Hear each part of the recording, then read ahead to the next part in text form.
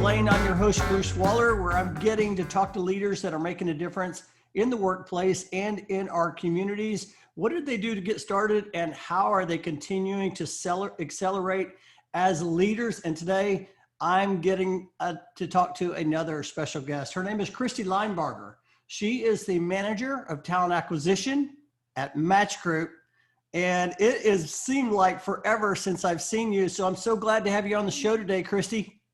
Thank you so much for having me. It's great to see your face and just connect with you. It's great to see you too. I was actually, we were just talking offline. The last time I actually got to see you in person, a LinkedIn Live came to Dallas, and it was such a fun, inspirational event. And that was incredible. And that was the last time I got to see you. I know we've talked about how much life has changed since then. It has. We're going to get into that. So, so you're working for Match Group. That's one of the things that's changed, and I would love for you to just kind of start the show and just share a little bit about Match Group and how you serve your customers. Sure, absolutely. So I am relatively new to Match Group. I've been there about 7 months now. And so Match Group really is the leader in online dating products. So we pioneered online dating 25 years ago with Match.com. And then, really the company has just grown tremendously over the last 25 years with products that we've built in-house, like Tinder, and then other companies that we've purchased along the way, like Hinge, OkCupid, Plenty of Fish.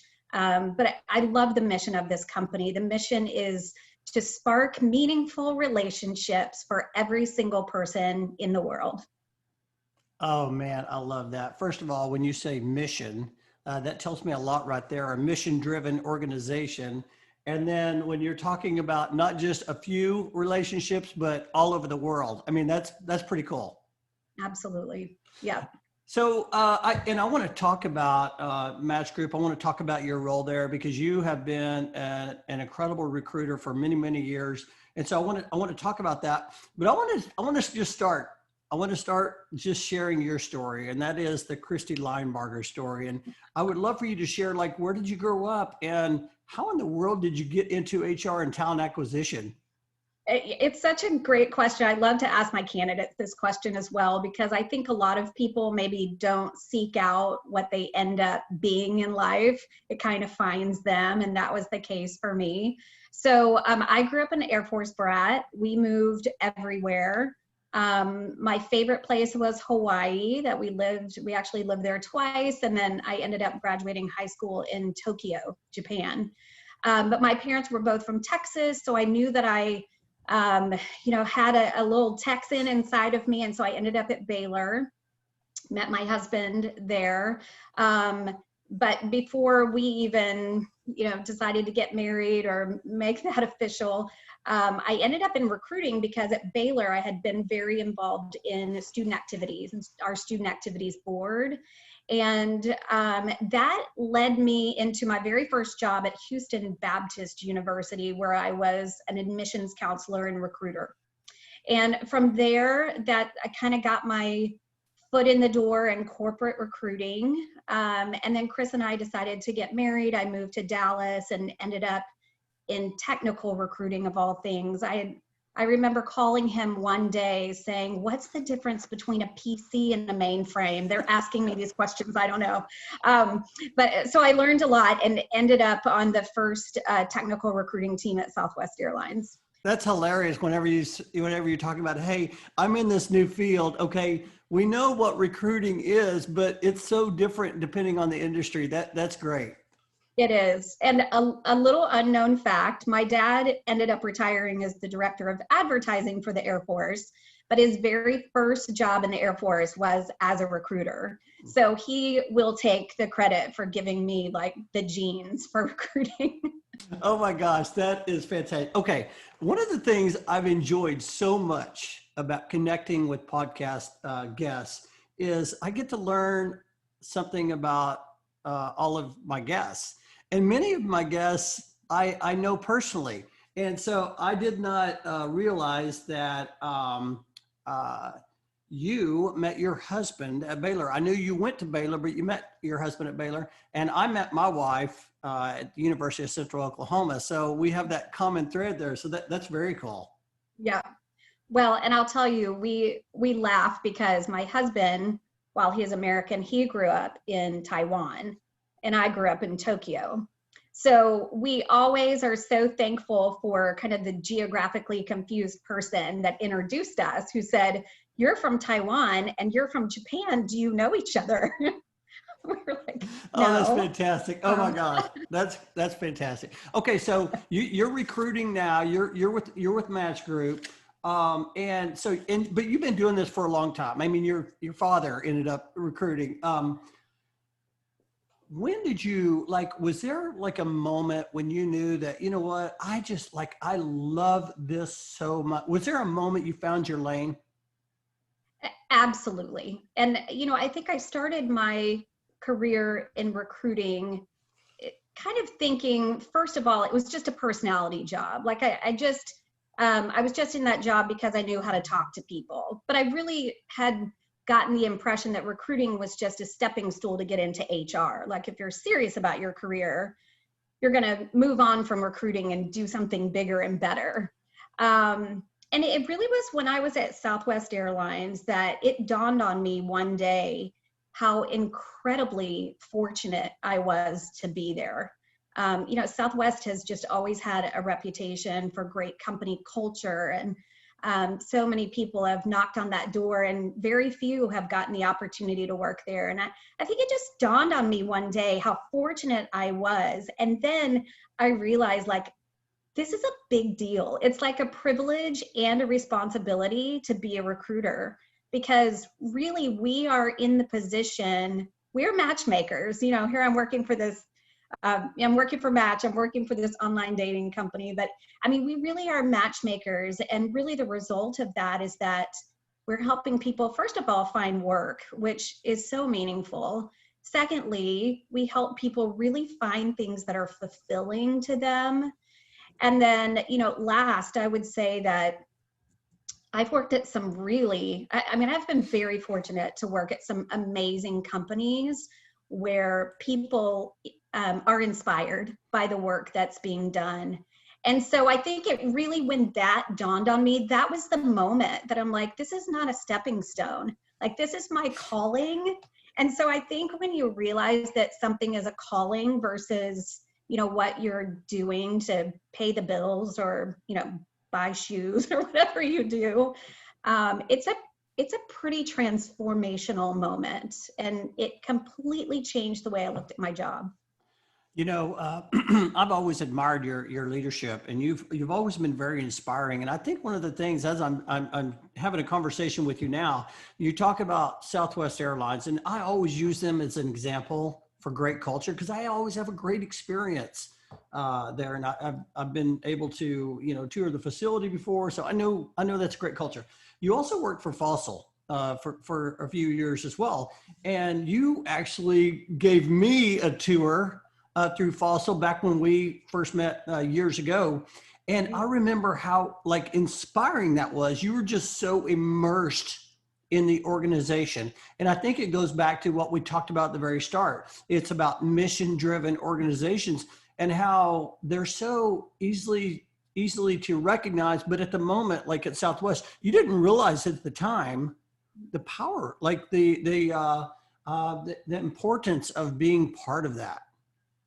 Absolutely. And I will say, whether you're a recruiter, any job that you sit in, when you start looking at the big picture and you start looking at the impact your job makes, it is transformational. It will change the way that you do things, because no longer is it the task that you've been given to do or what you just show up and do every day, but you realize why you're making the company better and why you're an important part in what you do. And that was something at Fossil that we emphasized a lot. It's not just what you do, it's why you're doing it and how we do it. Fossil, just another incredibly mission-driven company that I was so fortunate to work for almost 9 years. Yeah, that's fantastic. I actually had, I was actually thinking about a couple of guests when you were speaking just now. Annie Carolla, who is Director of Global Talent Acquisition at HKS, she talked about the importance of immersing yourself into the organization, really taking ownership of that so you can like transcend those feelings so that when you're recruiting. But I was also thinking about, you were just talking about culture, and I was thinking about Adrienne Court. She talked about, the importance of thinking, acting, and connecting Mhm. that makes up that culture, and that's absolutely terrific. I want to talk about, you've been recruiting, for a long time, and I would love to, like, you're talking about, you found your lane, why you enjoy it. I want to ask you a few questions. One of the questions is, have you found yourself, like, have you had to change? I mean, we're recording this conversation in October. It's going to be played in November of 2020. So we're 7-8 months into COVID. Have Yeah. you seen yourself have to change the way you've recruited in 2020? Absolutely. I think the whole world has changed, and it's interesting because, and I joined Match during quarantine. So here we are, November 2020. I started in April. I have never set foot in a room with my hiring managers. I am managing a team of people I've never met in person. So, I think you do have to adjust. I think um, you have to be a whole lot more deliberate because you're not getting those conversations in the office with hiring managers. You don't get those drive-bys. I don't have those kind of impromptu conversations with my team. So I make a lot of notes. I make sure I know, exactly what I need to talk to people about, but I really have to engage and be so much more deliberate. I think also, I think my team, because they have been at Match for a while, in talking to candidates about the company, they were talking about what it used to be like. And I kind of just had to say, we need to stop that because it's Mm, never going to be like that again. You're not going to come into the facility and have an on-site interview. The facility, while the Match facility is amazing, it's not as relevant anymore. These happy hours and these gatherings, we have them all virtually now. So we have to think of a new way of connecting people to our company. And another thing's happened that, while we're going through this shift with COVID, we socially have gone through a major shift this year as well. There's so much political unrest, so much social unrest. And I think all of these things have made people really dig down deep and say, what's important to mm, me? So when we're talking to candidates, a lot of people make reference to how simple life is now because there's no crazy morning commute. There's no rushing home to get their kids to 8 different activities. Um, there's kind of a simplicity in life, and people are asking more about what's important. And so we as recruiters have had to do that for our company as well and figure out, okay, we don't have the building anymore. We don't have the happy hours anymore. How do we connect what we're doing, the mission of our company and the people that we work with, and how do we tell that story in a virtual world? So yeah, it's been a lot of shifting, and I think we have to keep moving forward, that life is never going to be the same. Recruiting will never be the same because the workplace will never be the same. I love how you shared. I've heard a lot of people talk about, we've hit the pause button and start asking the question, what's important? I always like to use the acronym WIN. I heard it from Lou Holtz many years ago. What's important now? Mm. And I've been kind of going through the same thing, and so you talked about something that I want to hit on real quick, and that is a different way of interviewing. Right, people aren't coming into the office, sitting down, you're getting them a drink and having that interview in person. You're doing a lot of video interviews.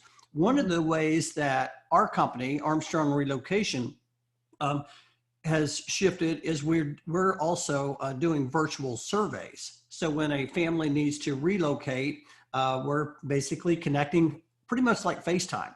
What's interesting about it is that this platform has been available for several years.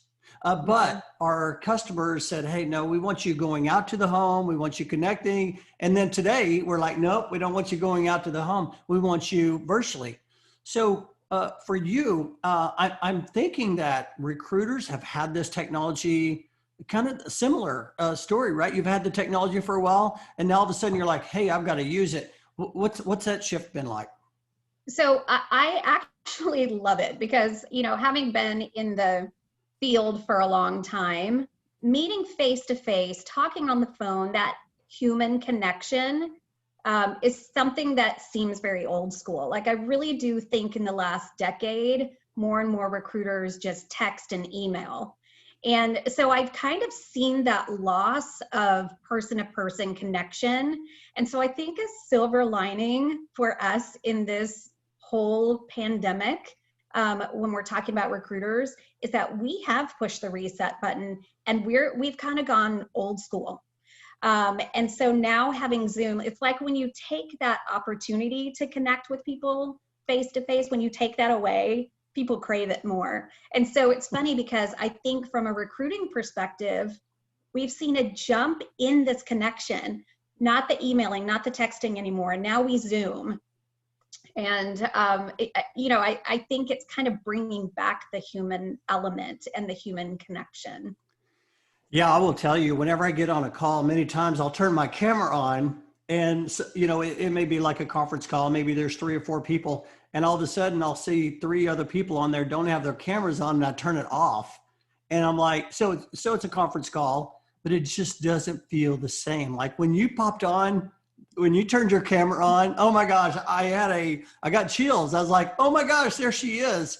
So that was exciting. I would love to ask you this.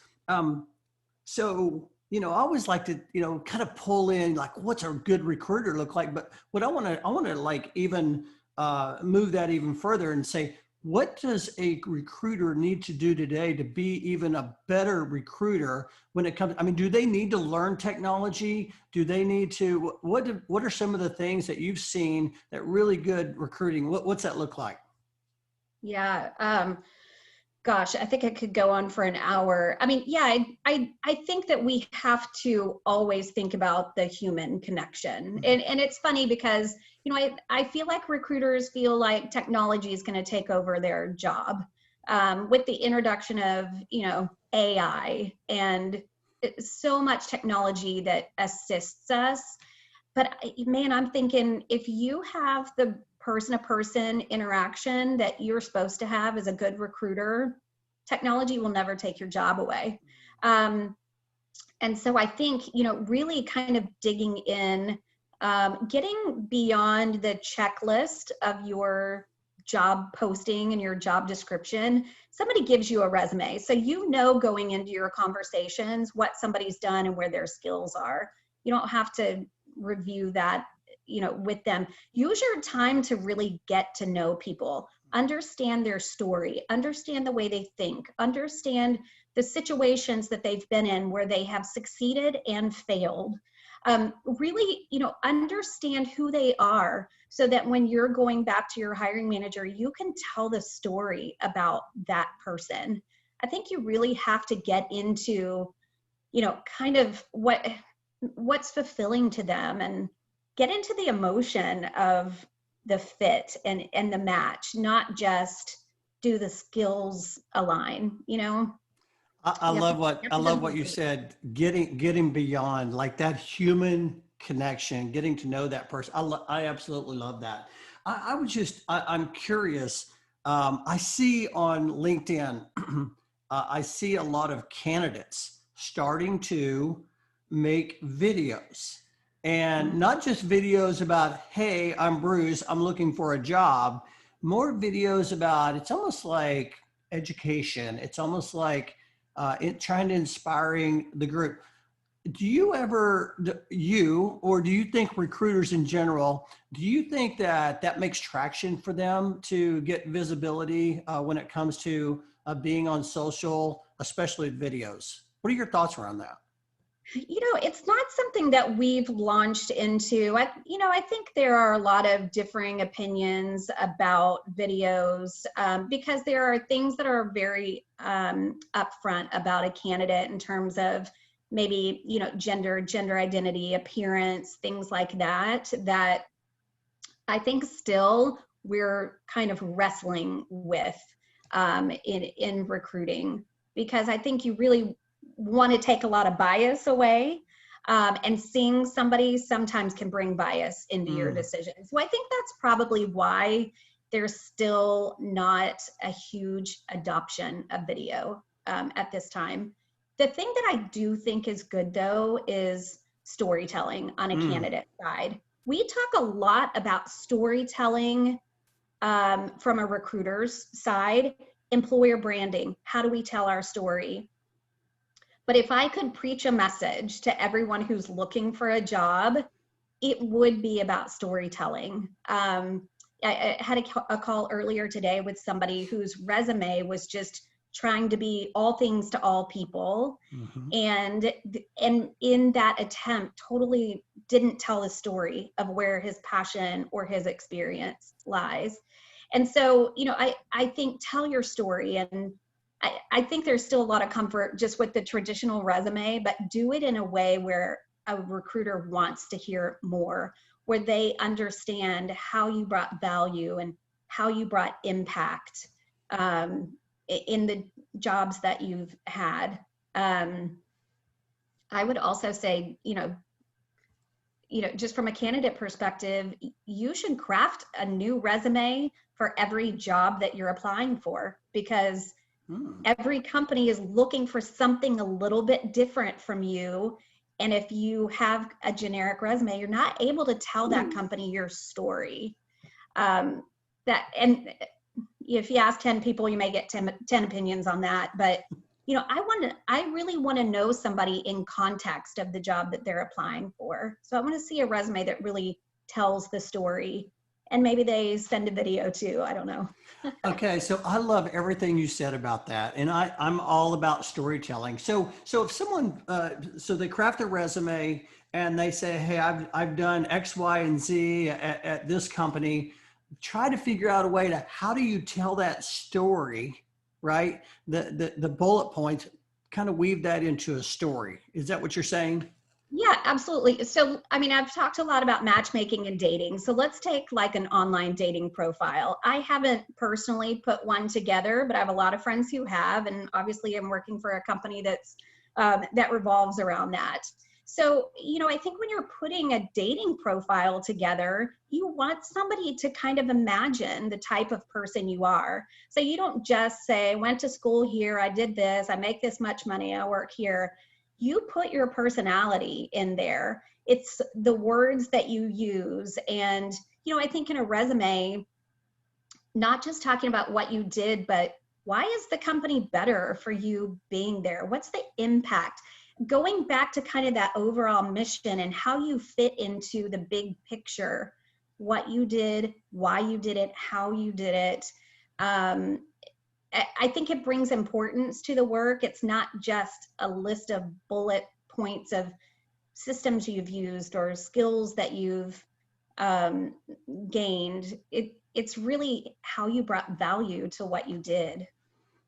I absolutely love that. I appreciate you sharing, because you just shared that in a story, right? You said, "Hey, let's look at Match Group and matchmaking." I love that. Okay, so I'm going to just do one more follow-up question to this, because I think right now is a time that I think anyone that is actually in transition or thinking about it, they're going to get a lot of value out of this. And I'm just curious, is there something that, or is it just a story, but is there something that candidates could do or should do to get attention, to get people to see that resume? Are there any strategies that they could think about there?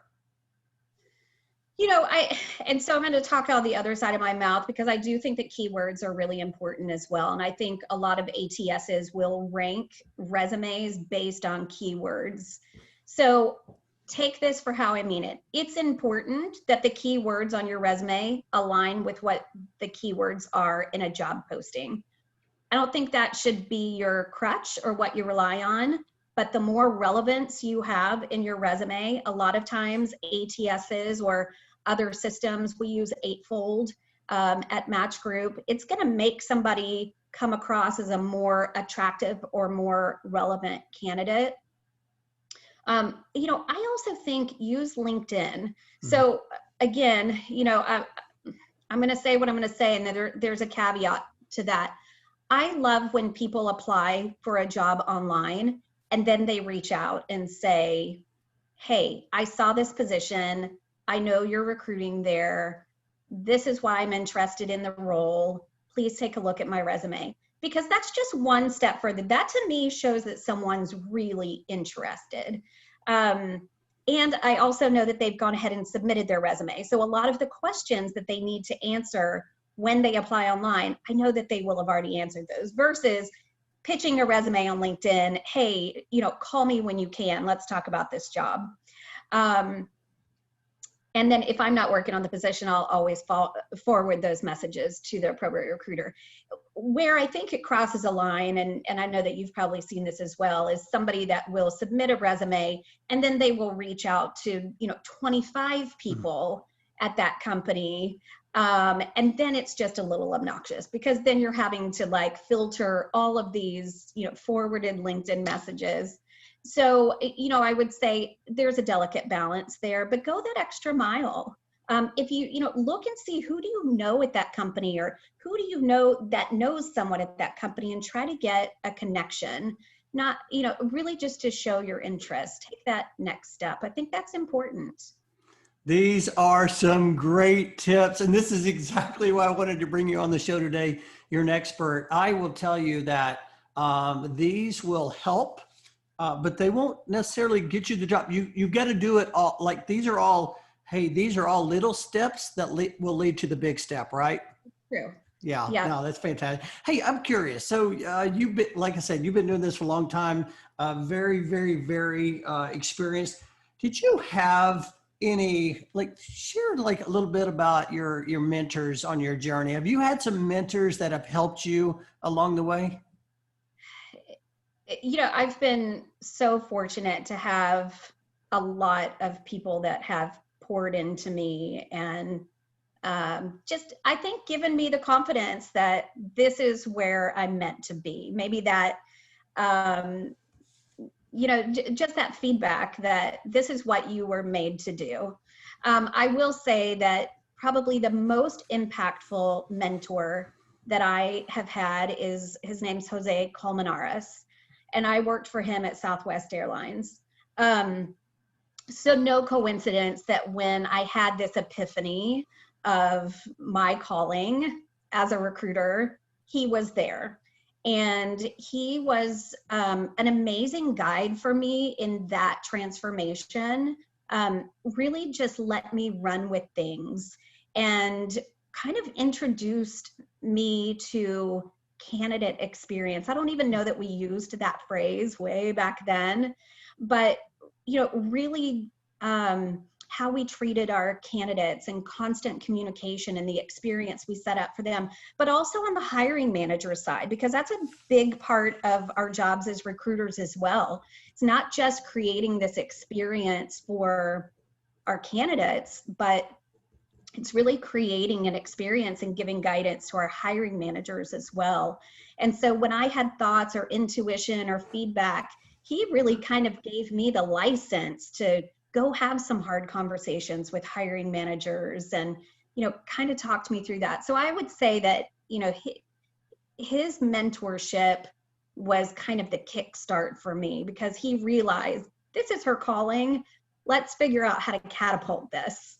I would also say that my good friend Rachel Blanton, who I worked with at Fossil for 8 years, and I'm working with her at Match now, she's been a huge inspiration to me as well. I'm an idea person. I'm a feeler. Rachel has this incredible balance of like art and science when it comes to recruiting. She can kind of put the logic and the data and analytics behind everything. And so I think in that way, she's been a big inspiration to me to not just stay in that emotion, but use data and insights to really help drive where our areas of focus should be. Kind of more of the logic, if I guess I could say it that way. Oh my gosh, that is so fantastic. I love how you not only shared who your mentors were, but you shared like how they helped you. I was actually thinking about, what's his name, Jose? What was Jose. it? Jose. Yeah. Whenever he said, when he's talking, you're talking about the candidate experience and the importance of having those conversations with hiring managers. I was thinking about Tony Bridwell. He's one of my guests on an earlier podcast. He said, the customer experience will never exceed the employee experience. And he was talking about, not only your external customers, but those internal customers like the hiring manager is so important, right? That's true.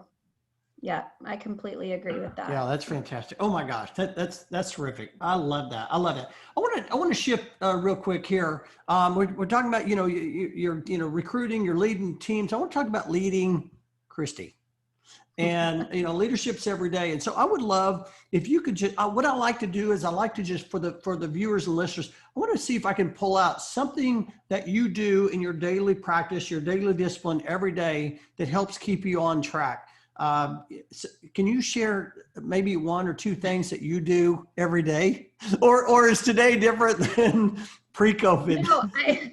I wish that I, had something, some kind of epiphany to share. It's been interesting because it used to be that every day I would listen to a book going to work. And something that would kind of help develop me. It made the commute pass. I'm missing that part of my life right now. But I will say in COVID, I get up and I get dressed every morning, which, I think it's more than my husband does. I'll tell you that. Like I don't come to work in my pajama pants. I don't dress from here up. I fully get dressed. And maybe that's a little thing, but I think for me, that puts me in the frame of mind also, just to have a productive day. I will be very honest with you, and maybe you know this about me, Bruce. I am not a morning person at all. It takes me until about 10 o'clock to really be ready to talk to people. So I really block out my mornings. I block out my morning until 9:30 every morning. And what that does is it just gives me my coffee time. I'm reading the news. I'm looking at LinkedIn. I'm catching up on emails. I'm planning for the day. I'm catching up on Slack messages. Not that I can't jump in and do something if something, needs to be done. But for me, it's my awake time. And then I'm ready to take on the day. I think also I'm very easily distracted. And so I put time on my calendar, like my whole calendar is blocked out every day with things that need to be done just to make sure that I have devoted time. And I try to start my morning with the things that I like the least. Like I don't love the administrative side of, having an ATS or, some of those more kind of day-to-day administrative tasks. So I dedicate time to those early in the morning. So they get done and they get out of the way. And then it's just, the stuff I love the rest of the day. I don't know that that's like life-changing, but that's just me. Well, and I think what I've heard and a common thread is that it doesn't matter if you're a morning person or a late person. What matters is that you have a system, and that's what you have. You block time. And David Windley, he is the CEO for IQ Talent Partners. He's chairman of the Sharon Board. He talked about the importance of that time block. And I'll tell you, sometimes I'll catch myself getting in a little trouble because I'll have all my time blocked. I'm very good at planning, very good. But then someone says, hey, can we take a call? Sure. And next thing you know, I'm back to back to back to back to back, and I get done and I'm burnt. And so you Right. have to be very cognizant of that. And it sounds like you do a really good job of the time block. And I love how you talk about self-awareness. You know, you talked about being distracted, but what you're saying is basically, I know who I am. I get up, it makes me feel good. Mhm. I put things on my calendar, and I think that that's one of the most important things we can all have today is self-awareness, knowing who we are and what makes us go. Absolutely.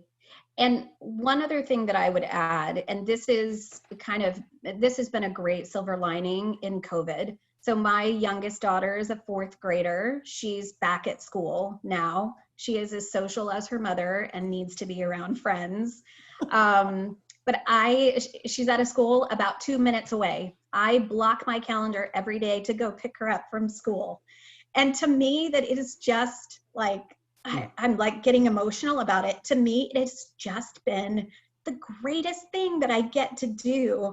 And I will turn down meetings during that time because I'm like, this is something that I, as a mom, get to do that I've never gotten to do before.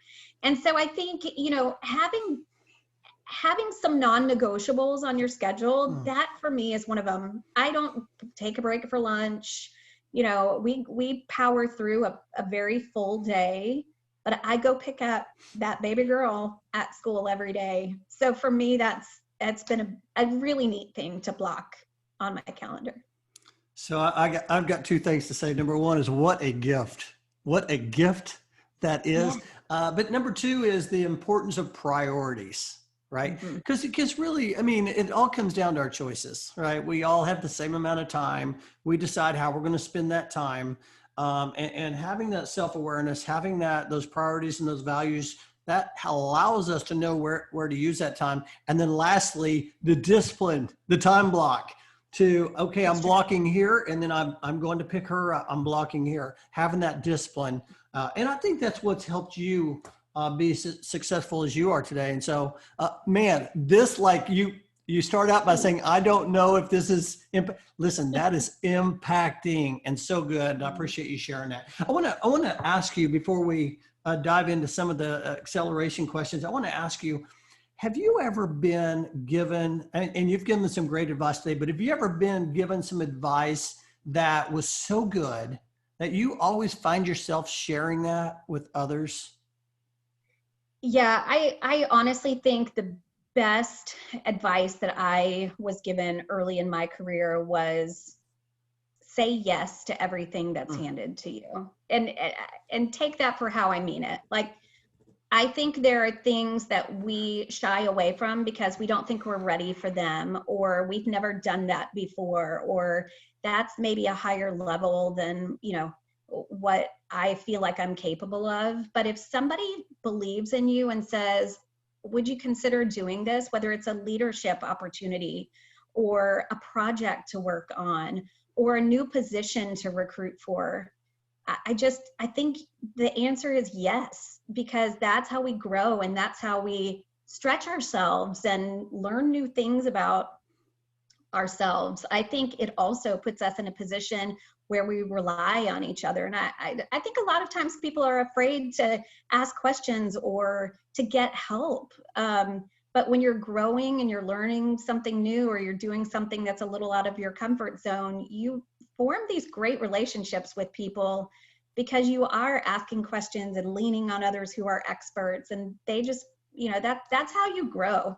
I would say that's the best advice that I was given. That's incredible advice. I will tell you that I was part of the Dallas HR mentorship program for the last few years, and one of my mentees, her name is Morgan, and she was looking for an internship, and she was looking for something specific. I can't remember exactly, employee relations or a specific area. And she said, "Hey, I got an opportunity, but I don't know if I'm going to take it, and it's in recruiting." And she said, I don't really know if I really want recruiting. I said, say yes, because that's going to shape you. It's going to let you see what it looks like in the front along the way. So when you said that, it's like, and she did that. She accepted the position, and she had a great experience, and now she's doing something different. I said, it's going to help you like continue to round yourself. Absolutely. Yeah. And maybe it's not what you marry yourself to, right? I mean, not every date you go out on ends up to be the one, but you learn a lot about life and you learn about yourself along the way. So good. Oh, yay, Morgan. Yeah, it's fantastic. I will tell you when you talk about dating, and Match Group, I will tell you that my oldest son met his wife online, and it just seems like that's a really very common way to meet people. And so talking to you today, this is so cool. Okay, so listen, me and you took a tour and we had the best time, and we talked and talked and talked and talked. And I could do this all day long. So I want to shift real quick to, it's time to accelerate. And this is a time where I ask my guests some fun questions to get to know you a little bit more. The first question I have for you, Christie, is, would you rather read a book or would you rather listen to a podcast? I definitely would rather, well, can I answer in the middle? Because I love books, but I always listen to them. So Yes, Audible. Yes, for sure. I'm an Audible junkie. I really am. Oh, that's fantastic. I was listening to something yesterday. I cannot remember the show, and they said that Audible or Kindles and Audibles have now passed consumers purchasing the hardback cover books. Sure. Yeah, because now they can take many on the plane with them, right? Absolutely. Well, and again, I don't have my very long commute anymore, so I'm missing out on a lot of my Audible time. If there's a book that I fall in love with on Audible, I actually go buy the hardback book. But I love where I can do two things at once. I can, be doing laundry or be on my commute or, be at the grocery store and reading a book. Yeah. Any favorites that you've read this year?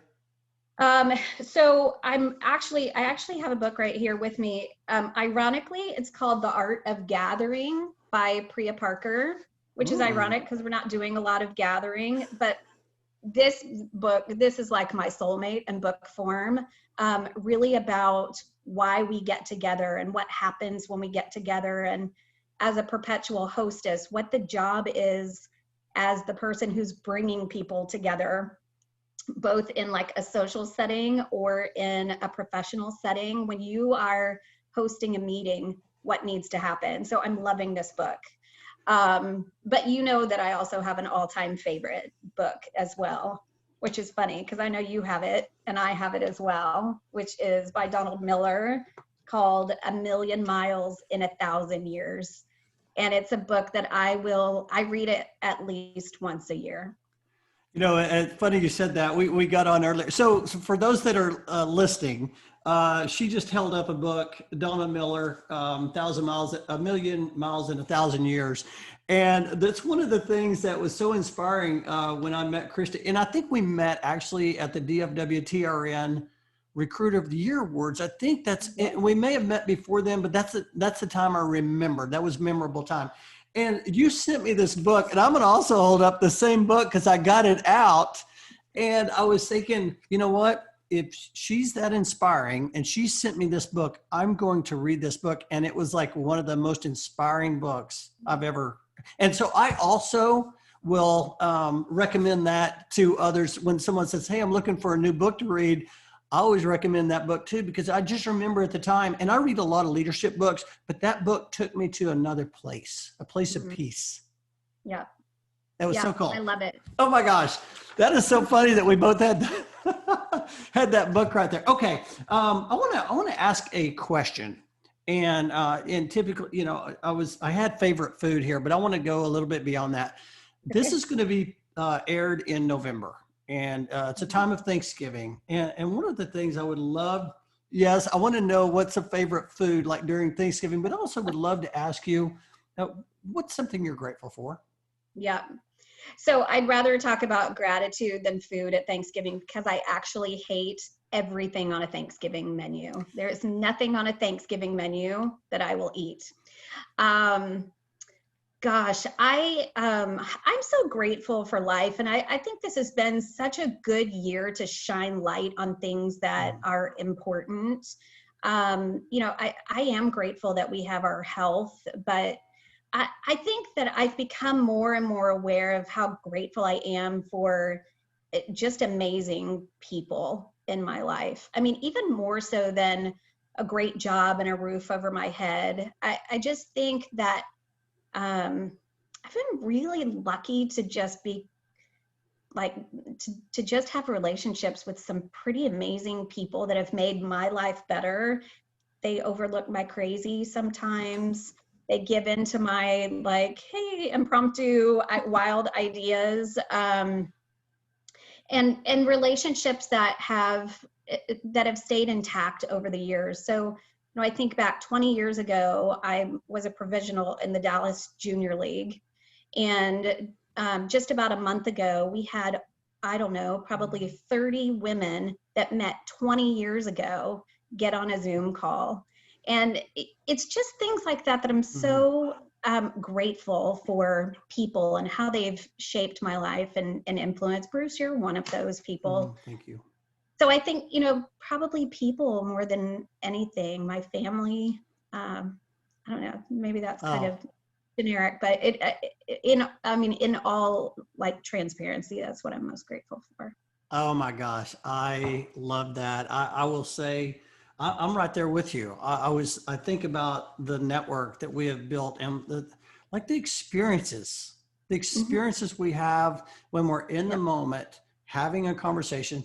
And so I was actually thinking about this podcast, how I thought about doing this a couple of years ago. And my idea was kind of like, Jimmy Kimmel. I was going to go out with my iPhone and I was going to be in your office, a little 5-minute clip. Hey, this is Bruce. I'm talking to leaders on the street. I just always had this idea and it just wasn't the right time. I was busy with a lot of stuff. And then COVID hit and I was like, and then I learned Zoom and I'm like, hey, you know what? Now's the time. I Yep. talked to some people that were in my network. They helped me kind of get things set up. And this has like been like one of the most fulfilling times in my career. Well, I love that it's been fulfilling for you, but I also feel like this is a time where people need to be inspired and they need positive in their life. And I mean, you've always just, been so positive and encouraging, but I think even more so during this time, you've brought inspiration to people. And I so appreciate that about you. Oh, thank you so much. Oh my gosh. Thank you. Okay. I've got a couple more questions before we wrap this up. Okay. This question here, I want to know, like, I mean, you're driven. What drives you? What energizes you every day? Um, I really think it goes back to the mission. Like we all have to have a personal mission. I love the mission of our company as well. I'm an Enneagram 2. I am the helper. And so for me at the end of the day, really, getting to talk to people and having that human connection and really with the possibility of helping someone, that's really what drives me. I love that. Mission driven. Oh my gosh, that's incredible. Okay, last question. This is like my favorite question that I like to ask every guest.